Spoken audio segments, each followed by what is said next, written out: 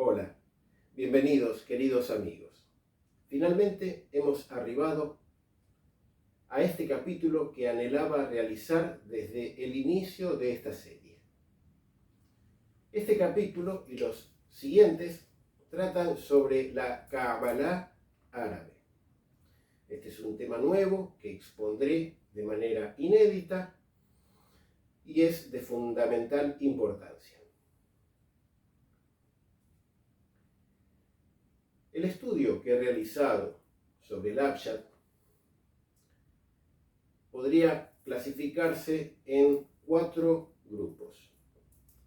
El primero de ellos, que fue al inicio de los capítulos, fue el planteo del pensamiento multidimensional, que consistía básicamente en plantear que, al igual que la visión binocular que todos poseemos, lo cual nos da la percepción en 3 dimensiones, a través de la interpolación de 2 imágenes planas, el pensamiento multidimensional aspiraba a lo mismo, es decir, a obtener múltiples dimensiones desde puntos de vista o apreciaciones diferentes, mediante la confluencia de los distintos puntos de vista. El segundo tema relevante fue realizar un estudio completo, formar un conjunto de conocimientos en lo que refiere al Abjad. Otro tema, el tercero, fue el desarrollar un sistema de módulos canónicos para la correcta y simbólica construcción de los mosaicos islámicos. Y este es el cuarto tema que anhelaba realizar desde el inicio, que considero el más importante de todos, y es el de la Kabbalah árabe. Este es un tema que desarrollé a partir de 1999. Todos conocen la Cábala hebrea, pero muy pocas personas han oído hablar de una posible Cábala árabe, también conocida como la Cábala de 8 elementos.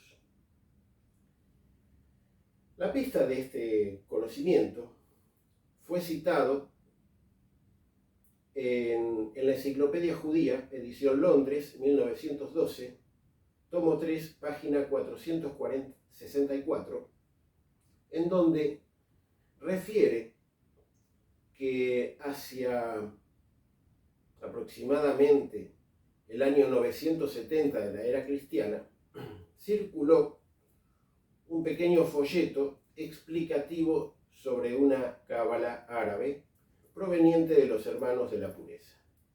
Esta cábala constaba de 8 elementos, era una estructura simbólica, a la que luego se le agregaron otros 2 elementos, formando los 10. La historia aparentemente termina aquí porque ya entrados en el siglo XI, apenas unos 50 años más tarde, el rastro se pierde. Los hermanos de la pureza lo que hicieron fue una referencia, una enumeración de las esferas, de las 8 esferas relacionadas con la Cábala árabe, pero no dejaron por sentado ningún gráfico, ningún sistema simbólico y aún menos el funcionamiento de tal estructura simbólica. Esta información fue tomada por Idries Shah, quien conjeturó acerca de la posibilidad de la existencia de tal sistema, y también hizo una muy breve y sutil referencia René Guénon. Existen muchos sistemas cabalísticos y no deben confundirse ni mezclarse entre ellos. La Cábala hebrea consta de 10 elementos y se refiere a la hermenéutica de la Torá. En cambio, el modelo que voy a presentar de la Cábala árabe consta de 8 elementos y refiere a la hermenéutica del noble Corán. Ambas palabras son homófonas, es decir, que suenan igual, pero los significados a los que refiere son muy diferentes. La cábala hebrea debe su raíz a las letras Q, B, L. Tal raíz está relacionada con los conceptos de recepción, tradición y transmisión. Es decir, que se trata de la recepción de conocimientos tradicionales, conocimientos revelados, y a su vez transmitidos o retransmitidos. En cambio, el nombre de la cábala árabe refiere a dos palabras. La primera es Ka'ab, que significa cubo. Está formada por las letras Kaf, Ain y Ba. Ka'ab, cubo. Kabbalah sería la segunda palabra, Allah. Kabbalah es el cubo de Alá. Y por eso consta de 8 elementos, porque el cubo posee 8 vértices, 8 esquinas. Y de ahí la estructura simbólica que se deriva de esta figura geométrica tan relevante dentro del Islam, que es la sagrada Kaaba. A pesar de que los diferentes sistemas cabalísticos son homófonos, tienen un nombre muy similar, son sistemas completamente independientes. No he llegado hasta aquí para hacer estudios comparativos. Lo que les traigo son los fundamentos, la explicación y el funcionamiento de la cábala árabe, y espero que esta vez no se pierda. La cábala árabe refiere directamente a la hermenéutica de los ayat del noble Corán y también refiere al conocimiento interno que se obtiene de los bellos nombres de Allah. Este es un sistema contemplativo, no es un sistema especulativo, sino que es de contemplación y meditación.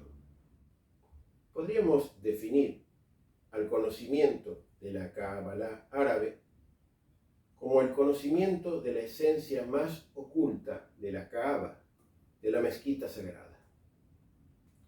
Todo el universo es una gran mezquita, todo lo existente está orientado a una Kaaba, y este sistema permite establecer un paralelismo, una conexión entre el contemplador y el Ser Supremo.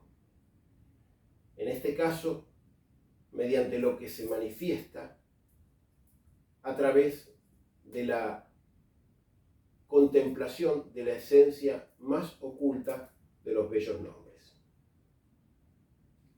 Y para finalizar, voy a analizar mediante el abjad la palabra Kaab, la palabra cubo. Este valor da por resultado 92. Esto da origen, se relaciona con 3 palabras sumamente sugerentes, que son las siguientes.